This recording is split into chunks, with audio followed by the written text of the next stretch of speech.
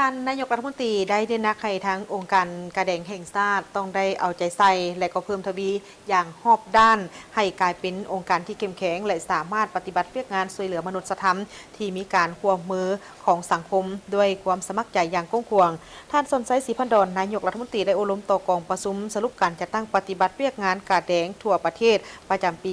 2025 และทิศทางแผนการปี 2026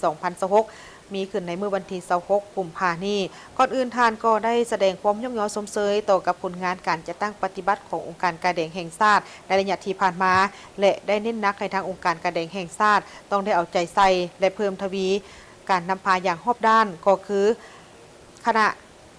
ะนำของทางองค์การกระแดงแห่งชาติลาวในแต่ละขั้นต้องได้สืบต่อและเป็นเจ้าการในการนำพาแนวคิดให้แก่สมาชิกพรรคพนักงานให้มีความรับรู้เข้าใจอย่างลึกซึ้งต่อกับแนวทางนโยบายของพรรคก็คือมติของประชุมใหญ่ครั้งที่ 12 ของพรรคและแผนพัฒนาเศรษฐกิจสังคมแห่งชาติครั้งที่ 10 เข้าสู่ชีวิตตัวจริงในการปฏิบัติหน้าที่เพื่อการของตนก็คือทิศทางแผนการและบรรดาคาดหมายสู่โซนของทางองค์การกระแดงแห่งชาติวางไว้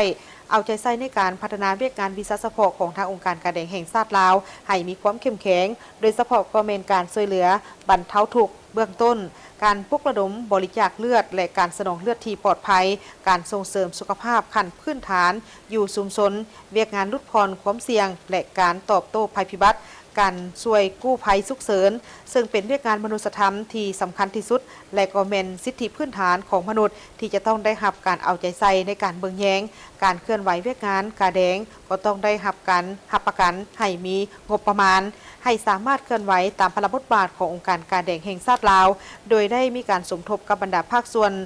ขณะการที่เกี่ยวข้องในการจัดสรรงบประมาณที่จำเป็นเพื่อสามารถช่วยเหลือรีบด่วนทางด้านวัตถุและจิตใจขั้นพื้นฐานให้แก่ผู้ที่ได้รับผลกระทบจากภัยพิบัติผู้ที่บาดเจ็บผู้ที่ทุกข์ยากขาดเขินเปรียวพลอยด้อยโอกาสกำพร้ากำพลอยคนพิการรวมไปถึงแม่หญิงเด็กน้อยและผู้ที่อยู่ห่างไกลโศกลีกเวียกงานปลุกระดมคนป่วยการบริจาคเลือดแบบสมัครใจบ่หวังสิ่งตอบแทนแม้นเป็นเวียกงานที่สำคัญและขาดบ่ได้อยู่ในสังคมถ้าบ่มีเลือดเพียงพอก็บ่สามารถช่วยเหลือกอบกู้ชีวิตของคนเจ็บที่ต้องการเลือดฉะนั้นทุกขณะการทุกการจัดตั้งบุคคลนิติบุคคลทุกสั้นคนในทั่วสังคมจะต้องได้เป็นเจ้าการในการร่วมกันโฆษณาปลุกระดมคนป่วยให้ผู้มาบริจาคเลือดแบบสมัครใจ